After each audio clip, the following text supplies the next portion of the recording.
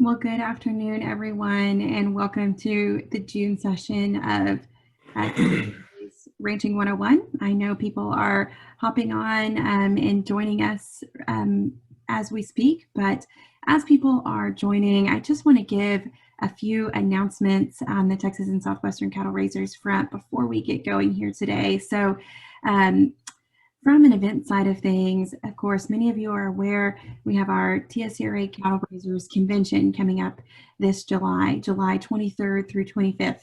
We'll gather in Fort Worth at the Fort Worth Convention Center for the Cattle Raisers Convention. And so we would love to have you join us. Registration is still open. Hotel blocks are still available. If you're looking to join us, we would love to have you. You can get registered at cattleraisers.convention.com. We will resume our Ranching 101s in August. Since convention is right on top of when we would normally have Ranching 101, we will not have one for the month of July, and we will resume the third Tuesday in August at 1 p.m. with our upcoming Fall Ranching 101 series, which will remain online via Zoom webinar.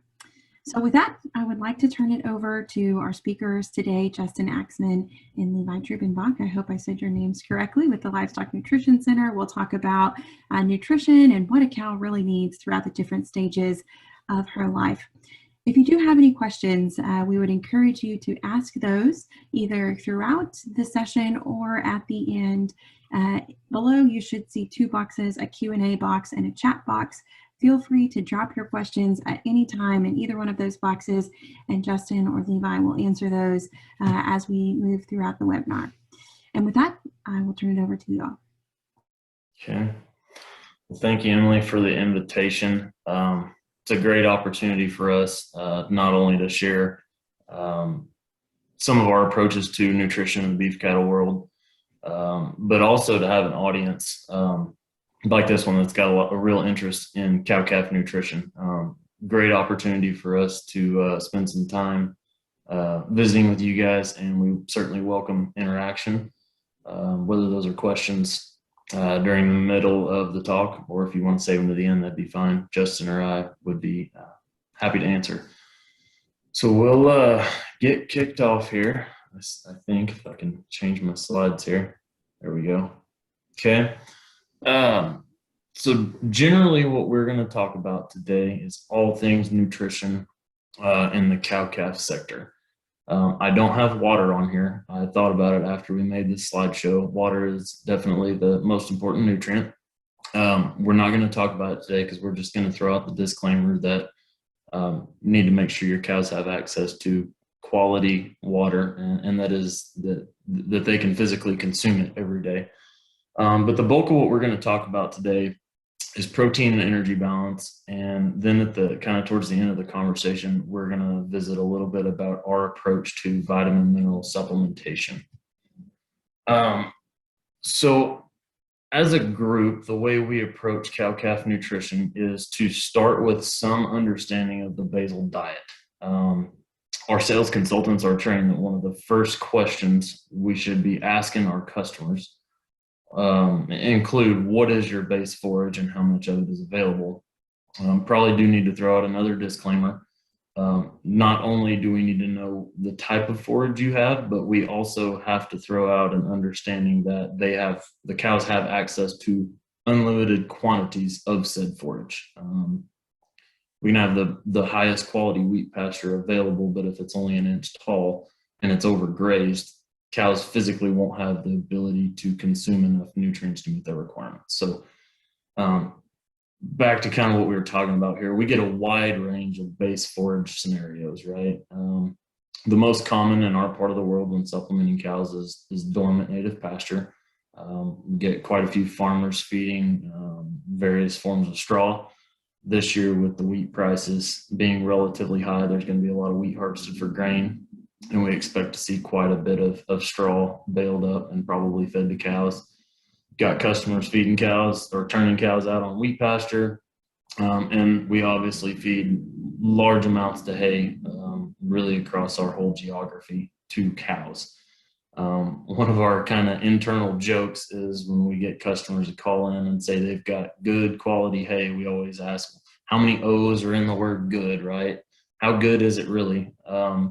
we like to always point out that there is actually a negative association between forage yield and forage quality. Typically, the more hay you make, the lower the quality of that hay is, and vice versa. So we always want to start with some basic understanding of what kind of forage is it that we are trying to supplement. That kind of gives us a good step in the right direction in designing a program. And so I want to orient the audience here with a table. This is going to come up quite a bit throughout the course of this talk. We created kind of this 1 to 5 scale in describing forage quality, with level 1 forage being kind of the equivalent of dormant native pasture. You can see there we color coded it kind of brown, and all the way up to what we call lush level 5 forage, which would be would be represented by something like wheat pasture or lush green growing native grass.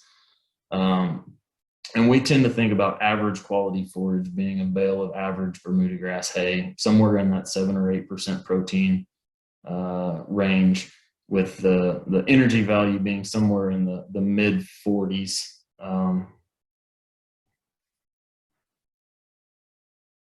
Again, just to give you guys a little bit of an indication here, when we're talking about low quality forage, this is kind of what we mean. You can see very much matches up with that color code that we used on the last table. Kind of brown in color here. There's definitely no green in there. This is kind of the base of a lot of our cow-calf systems in this part of the world, right? I would probably point out here, notice there is a lot of grass here. Again, we have to operate under the assumption that when we're talking about dormant grass, there is plenty of it. You will notice that this stuff is not overgrazed. It's certainly not an inch or two tall. There is lots and lots of it. We can design a system around a pasture that looks something like this. So our representation of lush grass, you can see on the right-hand side there, we've got a picture of some wheat pasture, and we certainly turn a lot of cows out on wheat pasture in our geography. Picture on the left is pretty representative of what it looks like here in North Texas right now. Lots of rain through May and early June, and these native forages are really starting to take off. So kind of a picture here just to kind of depict, again, what we call average quality forage is kind of represented by an average bale of grass hay, again, in that 7 or 8% protein range, mid 40s net energy values. Another thing we like to kind of point out here, and it's something that a lot of people don't think about, is the effect of forage quality on forage intake. In that last table, we talked a little bit about the effect of forage quality on protein values and energy values, but the higher quality of forages, the more a cow can consume it, and it has everything to do with rate of digestibility. So a cow's digestive tract has so much room for forage intake, and basically the faster it can be digested, absorbed, and the remnants spit out the back end, the faster that cow can go back to eating more grass and refilling that digestive tract. So generally speaking, one of the issues we run into in low quality forages is relatively low intakes. Cows just physically don't have the ability to consume and digest enough forage to meet their energy requirements. So we talked about answering a lot of questions up front when we design these cow-calf systems. Again, one of the first questions we want to ask is, when are your cows going to calve? And we're gonna jump into this a little deeper as the talk goes on, but we really need to know not only when are those cows calving, but really when are you trying to get them rebred, and when is peak lactation going to occur? That's what we're really trying to define or get somewhat of an estimation for. So obviously with a set of traditional spring calving cows, calving February, March range, we need to turn bulls back out towards the end of April and kind of have them turned out through the months of May and June. Generally speaking, in this part of the world, kind of like now, grass is relatively green and growing, and nutritive value is pretty good. So generally a good time of the year to be trying to meet relatively high levels of nutrient requirements, right? During green, lush growing grass, it's pretty easy to accomplish that. But if we take a little step down here on this table and look at the cows calving in September and October, we're actually trying to get those cows rebred during December and January. And certainly in a lot of our geography during that time of the year, grasses are dormant and relatively low in terms of nutritive value, digestibility.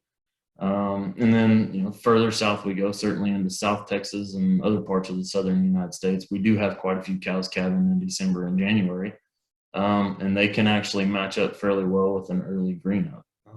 Certainly a large part of our geography starts to green up in February, March. And so some of these midwinter calving seasons can actually work quite well. But this is definitely something we want to ask up front, because we're trying to estimate when nutrient requirements may peak and what the basic forage may look like around that time, so we can get an accurate depiction of not only requirements, but we want to match that up with adequate levels of nutrient intake.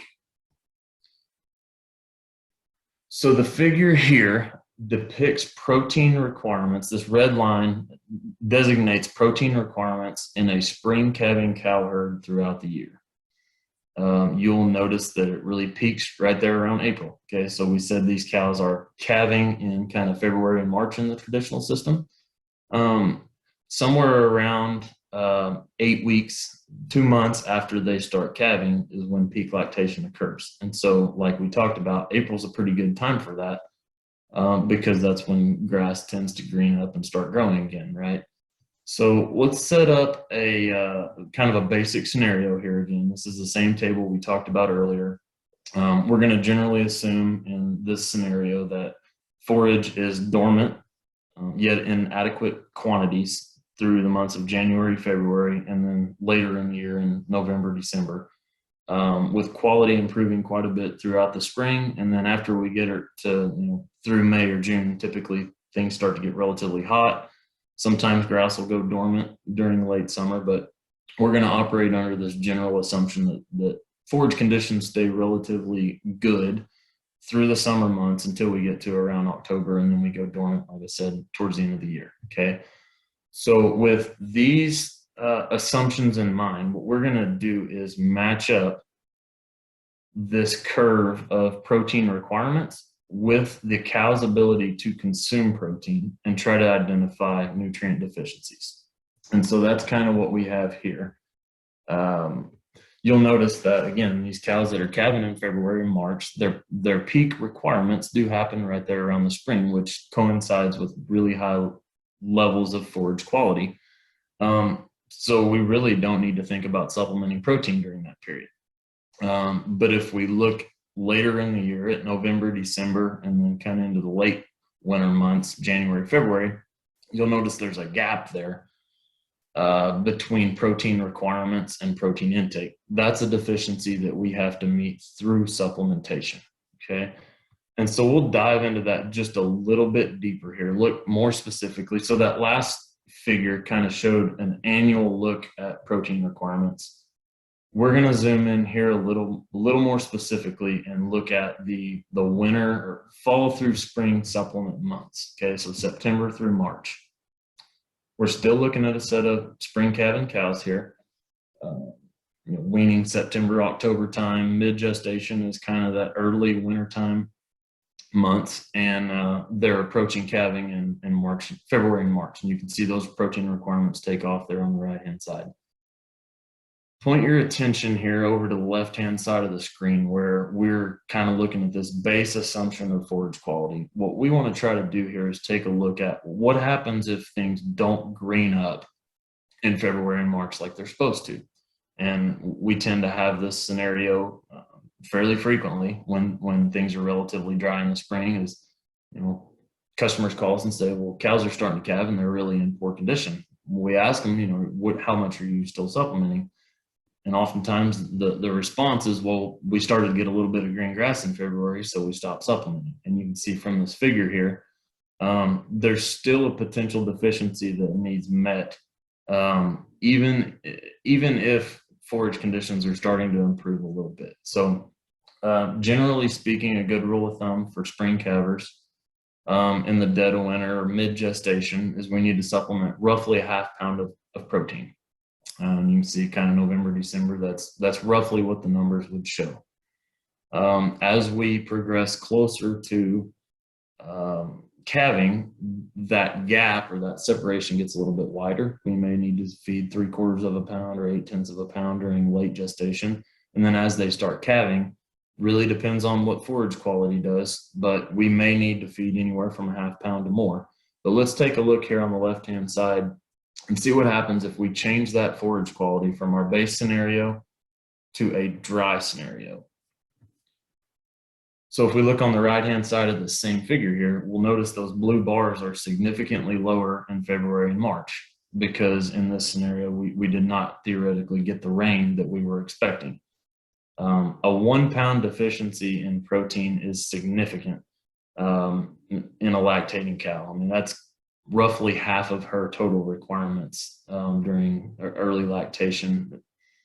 Maybe not quite that towards the end of lactation, but it is a large percentage of her total requirements. So we've got quite a large gap there to fill if forage quality is not what we were assuming it would be originally. So wanted to just point out the effects of forage quality on that potential nutrient balance there, and just to get you guys thinking a little bit about how forage conditions affect how we need to think about supplementation, because we really can't predict it every year. Okay. And so we'll shift gears here a little bit, talking about protein to the net energy system. And so in the beef cattle world, we use this net energy system. It's basically an accounting system to help us identify of the total gross nutrients that a cow consumes, what percentage of those nutrients are actually available to support her maintenance requirements, her fetal development, milk production, etc. And that's kind of the figure that you guys see here. After we lose fecal material, urine, energy losses from gas, and what we call heat increment, which is basically just an inefficiency of converting metabolizable energy into usable energy. What is left? What is left for us to use for sustenance and production, basically? Worth pointing out here that there are 3 major sources of energy, and those are protein, carbohydrates, and fats. We get a call fairly frequently from customers requesting high levels of fat in feed. Our response to that is always, fat is certainly a very dense source of energy, but many times it's not a cost-effective source of energy. And especially in a lot of our feeding systems where we are geographically, most of the time we can meet an energy deficiency with a more cost-effective source of carbohydrates, whether that's a soluble fiber or starches or something like that. Most of the time it doesn't pay for us to add supplemental levels of fat due to their relatively high cost per unit of energy. So, and then at the bottom here, we threw this little, just to put everything into perspective here. We're getting into some detail here, but at the end of the day, just like humans, cows have caloric requirements, right? If we think about human requirements in the 2,000 to 2,500 calories per day,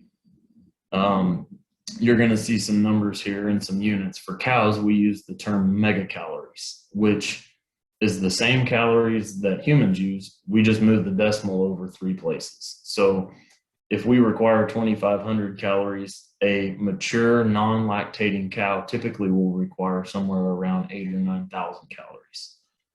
We just, in the beef cow world, we tend to move that decimal over 3 places. So you're going to see the number 8 and 9 being used rather than 8,000 and 9,000. So I didn't want to confuse anyone, but I wanted to put it all into perspective that we're talking about the same energy here in the cow systems as we use in the human nutrition world. Okay, and we're going to shift gears here just a little bit. We started off talking about spring calving cows. Where energy balance really is important is in fall calving cows, and we'll talk a little bit about why. You see I've got circled here towards the end of the year, we assume, generally speaking, that spring calvers will calve somewhere around September, October, right? That means that their peak requirements, and this is for protein and energy both, will occur roughly 2 months later during peak lactation, which is somewhere around November, right?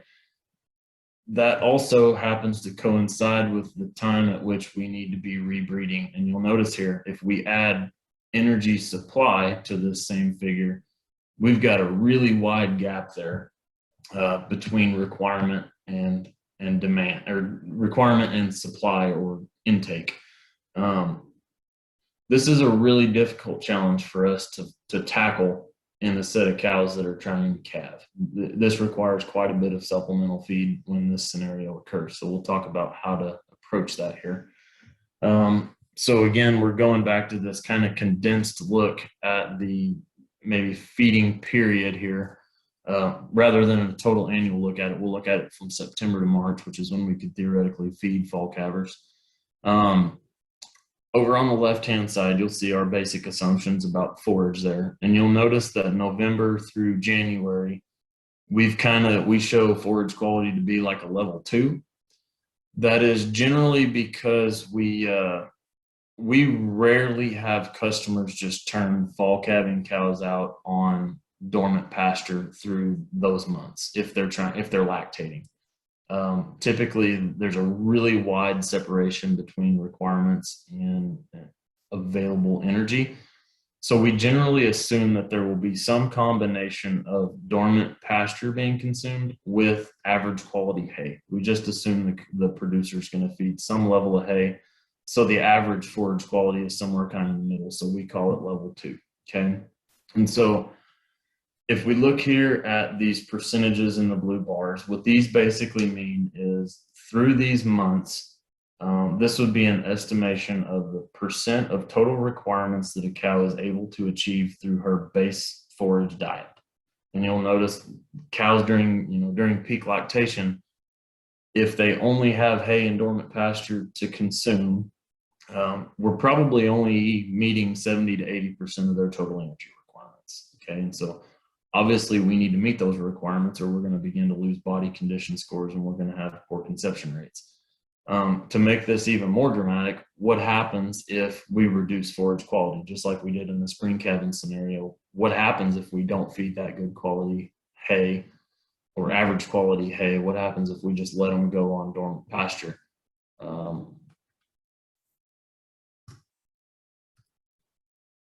You'll see that deficiency becomes even greater. And so we went from meeting 70 to 80% of their requirements to dropping down into the 60 to 70% range.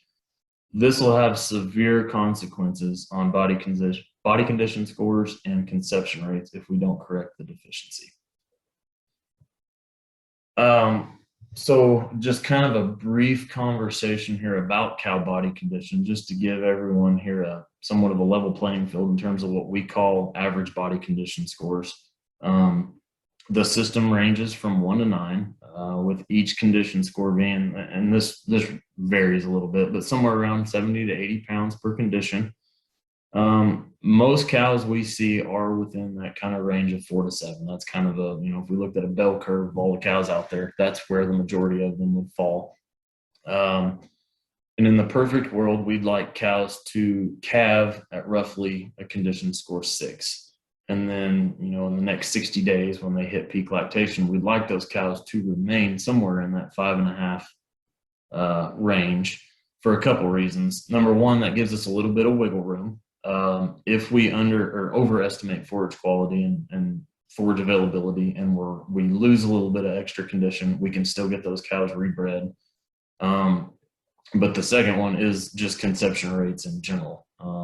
Generally speaking, as long as we've got a condition score of 5 or better, we can have relatively high levels of conception. So we're going to look at a little figure here that shows the effect of cow body condition score on their resumption of estrus post-calving. Okay, and so what we see here is that cows in a condition score of 5 or better tend to return to estrus or cycling within 2 months of calving, which is really pretty incredible. But this is why we try to stress having cows in good condition going into calving is when they get into those periods of high nutrient requirements, we can allow them to fall off just a little bit, but still have them come back into estrus or come back into heat relatively early in the rebreeding period. And so we've got kind of day 80 circled there. To keep cows calving on a 365-day interval, we need them to rebreed by roughly 80 to 85 days post-calving. And you can see a cow, cows in a condition score of 4, we can have a relatively high percentage of them cycling again 80 days post-calving. But in the perfect world, we would like them to have at least one heat before turning the cows back in with them. So generally speaking, we would like them to return to estrus earlier rather than later. So why does this matter? We built this table just to try to illustrate the effects of poor conception rates on profitability. And so the way to interpret this figure, we've got on the top there a range of steer calf prices. I'm looking at Oklahoma City this week. 5-weight steers brought somewhere in the $160 to $165 100-weight range, maybe a little bit higher. Arguably, the boards rallied a little bit this week, but we'll call this market today just for the sake of conversation. But as we go down in conception rate, you'll see that the numbers increase. And really the way to interpret this is the dollars per cow exposed to a bull that you are losing per unit of conception rate loss relative to a cow herd conceiving at roughly 95%. I think we used 93 or 4 or 5 as our base. And we accounted for retaining some heifers and the heifers being a little bit lighter and all of those things. There's a lot of math going on in the background here. But again, the way to interpret this is for a cow herd achieving only 80% conception rate, we see an opportunity cost of $137 per head versus a cow herd that conceives at roughly 93 to 95%. So the cost of poor conceptions are just huge. They certainly, $130, a lot of times that's the cost of an entire winter supplementation program. So a lot of times it makes sense for a producer to prolong feeding for an extra month or two to make sure that cows stay in adequate body condition going into rebreeding season to mitigate the risk of these poor conception rates and lost opportunity cost. So diving a little deeper here into body condition scores, just to put it into perspective, we've got an example of a condition score 3 on the left there with going to be really hard to get that cow rebred. And even the cow on the right in a condition score 4, you can see we still see little bits of her spine and her ribs poking out a little bit there. Possible to get her rebred. Most likely going to be later in the breeding season before we get her bred, but good examples there. And these are kind of the good estimates of what we'd like females to look like. I would say after calving on the left, cow in condition score 5 after she calved, 60 days after she calved, if she looks like that, we're in pretty good shape. And then the condition score 6, that's kind of what we'd like them to look like pre-breeding. And then we've got some pictures of some fat cows. And worth noting that if we get cows too fat, we can have issues with getting them, number one, rebred, and also issues with dystocia when they go to calve. Sometimes we can run into problems there too. But shifting gears again, that'll kind of wrap up our segment on energy and body condition scoring. We wanted to briefly touch base on vitamin mineral requirements. And we show this table more as a segue into the conversation than anything. We obviously don't want to just dive in and talk about these specific numbers. We more or less want to talk about our approach as a nutrition group to mineral supplementation. It's a concept that's marketed heavily. A lot of advertisement out there, a lot of material out there for people to read, but we tend to view mineral supplementation just like protein or energy supplementation. Cows have a requirement, and we have the ability through supplementation and forages to supply those nutrients to meet said requirement, right? Our approach is just like we do in supplementing energy or protein, is to estimate an intake of a supplement. Most commercial minerals target a 3 to 4 ounce intake. We try to estimate 100% based on the NRC values or book nutrient requirements. We try to estimate how in a 4 ounce mineral, what does our concentration need to be of this particular trace mineral to meet 100% of that cow's requirements. As a group, because we cover such a large and a diverse range of producers, we typically ignore the contribution of trace minerals from forages. Again, our forage resources can range from wheat straw to wheat pasture, right? With incredibly diverse and variable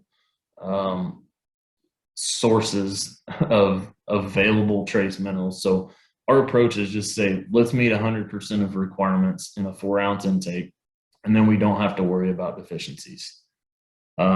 We focus on sources of trace minerals that have good value. They're not always the cheapest and they're not always the most expensive, but we try to pick the sources that have bioavailability without excessive cost. And we tend to add a little bit of wiggle room. Again, that's a risk mitigation is a lot of what we do too. We recognize that not all cows go and eat their 4 ounces per head a day of mineral. So we try to account for that just a little bit in formulation. And adding to this idea of risk mitigation, we recognize that in our geography, mineral antagonism can be a risk.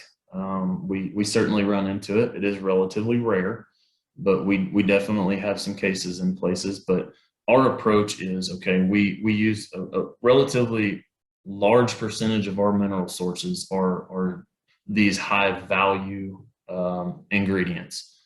But for a fraction or a percentage of our sources of zinc, for example, we will use, call it a premium or a value added source of trace minerals that are less susceptible to antagonism in the rumen, just to mitigate the risk of sulfur or molybdenum antagonism. If we can use these relatively high bioavailability sources like hydroxychlorides or amino acid complexes, there are several examples that we didn't list there, but if we can use those to mitigate the risk of sulfur antagonism or molybdenum antagonism at a manageable cost for all of our customers, we choose to do that while maintaining the relative cost of our program. So that's kind of, in a nutshell, our approach to mineral supplementation. We also wanted to throw here into the end, there are a plethora of methods or ways to supplement nutrients. In supplementing protein or energy, we can use cubes, we can use blended feed, which is a lot of what we do as a company. We can use straight ingredients. An example would be cottonseed. There are energy and protein tubs out there. There are liquid feed supplements. And we've got quite a few customers using salt meals. So blending an ingredient like cottonseed meal with salt and just feeding it free choice as a source of supplemental protein and energy. And then on the vitamin mineral side, the 3 most common sources there would be, again, a salt meal, like a 4 ounce commercial mineral, some type of a pressed or chemically hardened block or tub, etc. So those are the ways that you can deliver some of these supplemental nutrients. There are a lot of ways to do it. Again, our approach here, I just throw up here while I'm talking here, while I'm summarizing, wanted to throw up here geographically where we're located. But just to summarize, we didn't necessarily throw this slideshow together to try to tell you all how to feed cows, because in the end, we were talking to Emily about this before we got started. It really depends. We want to stress the concept that everyone's scenario is different. their cow herds are calving at different times of the year. They have different forage quality, different forage availability, different mineral antagonists at times. And it really depends. It's really hard to throw out generalized recommendations across the board. And what we want to stress is that you call someone who is an expert in this field and ask for them to help direct your program a little bit. And that's a lot of what we do at LNC. Our sales consultants are trained to handle those sorts of questions and try to direct you in the correct in the right direction there. So I threw a few slides here in the end. For the sake of time, we're not going to go through them. It was just some generalized recommended feeding rates for a couple different sources of cubes, and I can send those out at the end. I'll give them to Emily and she can share them with the group, I would assume. But that kind of concludes our talk. We're obviously open to and very interested in some questions here. We'd like to have some interaction from the group. Looks like we've got some chats going on here. I'm going to shoot this back over to Emily and Justin here while I kind of orient myself with a few questions here.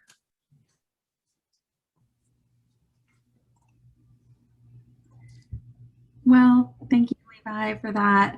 I won't jump in too much here. We have had a few people ask, will this be available after today? It will be. If you're registered today, it will be emailed to you. It will be posted to YouTube, and it will be emailed to you as well. Levi or Justin, it looks like we do have a couple of chats coming in, so I'll just read off the first one and then I'll let you take it from there. Who would be available in the Paris, Texas market? I guess that's for nutrition advice. I'm not entirely sure.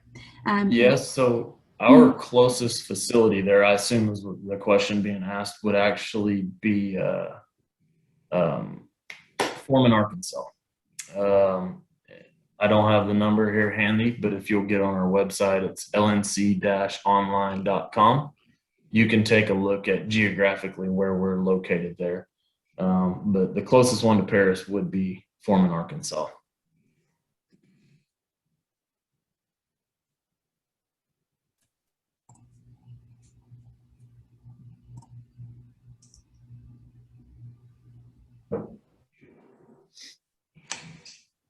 Do we have any more questions here?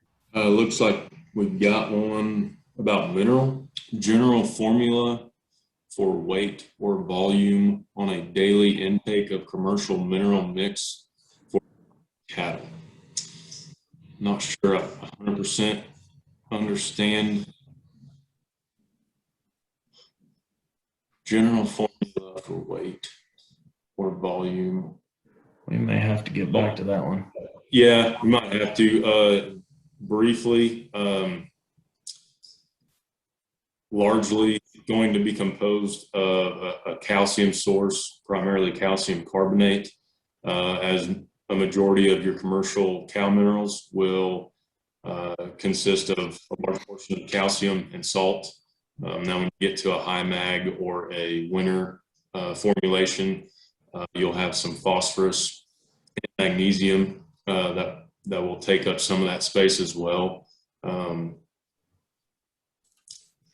But yeah, we may circle back around to that one.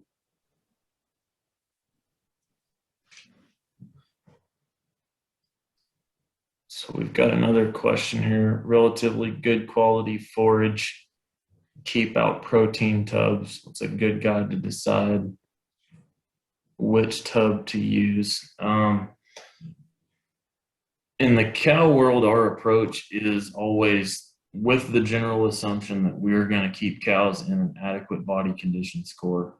Generally, our recommendation is to minimize the cost of supplemental nutrients. Recognize that not everyone has the ability to go deliver feed 2 or 3 times a week, and so that's where some of these tubs and blocks may fall into place. But I'm going to go out on a limb and say if you have, it really depends, like we said.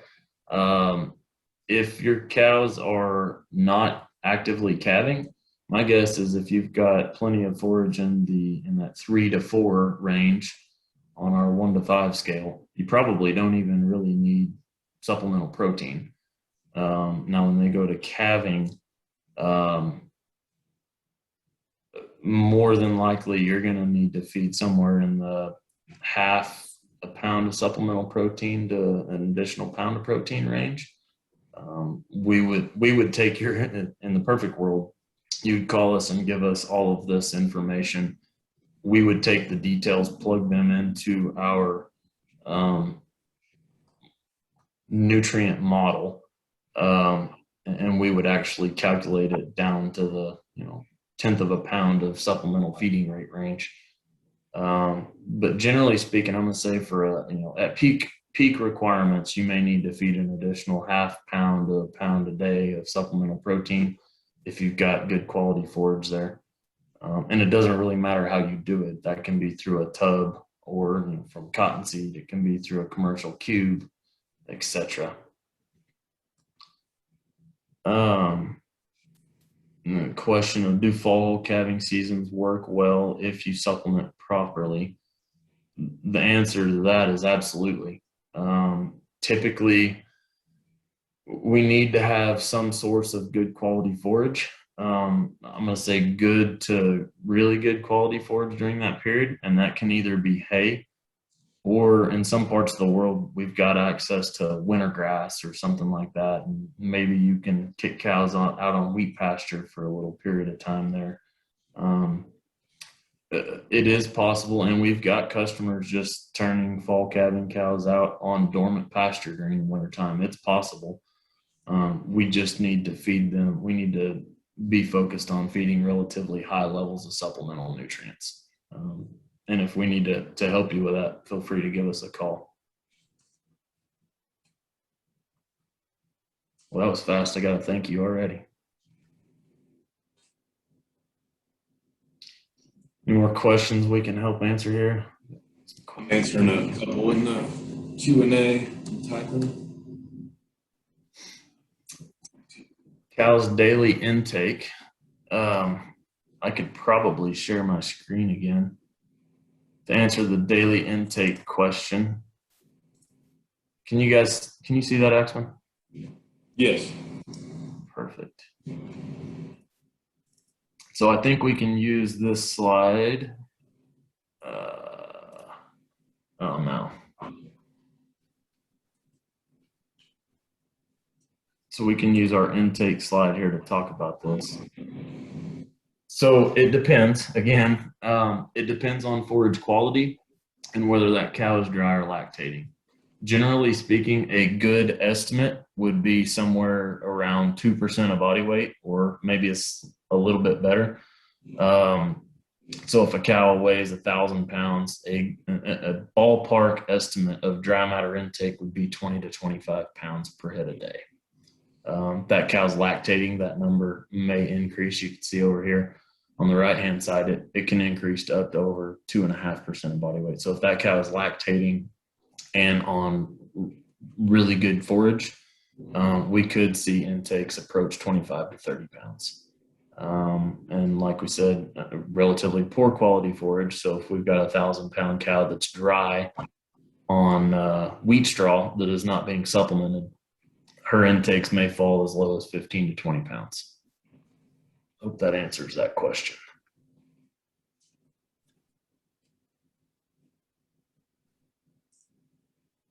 What else we got here? Daily water intake.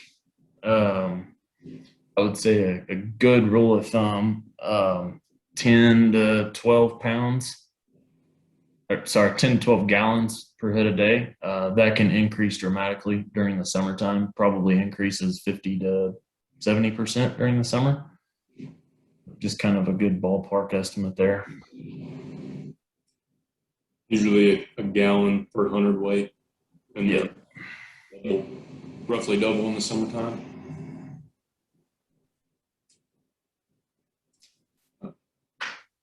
You answered that one, Levi. Okay, we've got how would you verify the quality of the mineral you are purchasing? Meaning, are there certain grades or better versions of calcium, zinc, copper, etc.? Yeah, absolutely. And Levi touched on that in one of his mineral slides. Let me pull that.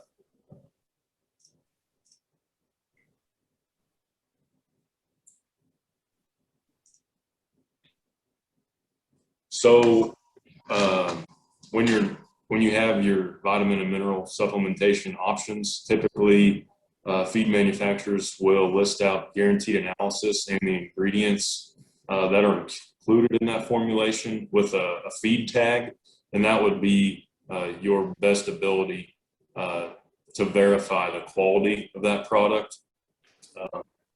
Sometimes you can match that up with price. Does it look suitable for what the market would allow for those types of products? And if you end up purchasing that product just by looking at it, getting a visual of the physical characteristics of that product, is it a weatherized formulation? Is it non-weatherized? Small particle size versus large particle size? Those are a few characteristics to look at.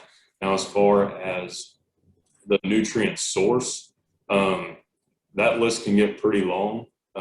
There are ways to identify that, and our team would be happy to help you identify a tag that you're interested in purchasing, and go through the ingredient listing, and be able to verify whether or not those sources are appropriate. So I'll just say, as for example, zinc, you can see anything from zinc oxide, zinc sulfate, zinc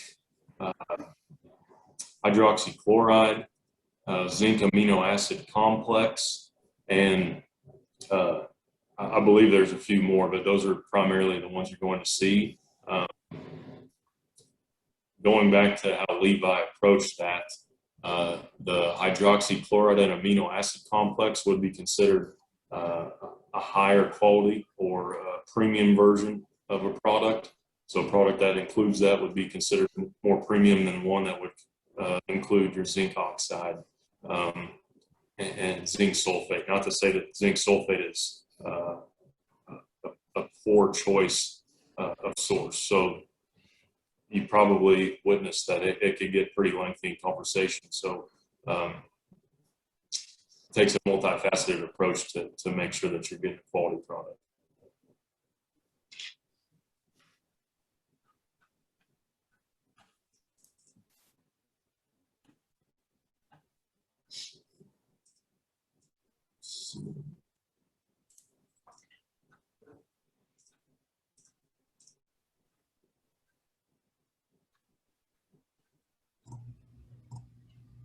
Okay, it looks like most of the questions have been answered. If you have any final questions, then I would encourage you to drop them in the Q&A box, or you can always shoot us an email, education@tscra.org, and we can always route your questions over to those who would be able to help answer them. So thanks so much, Justin and Levi, for all of your time today. We really appreciate y'all joining us and spending part of your day with us.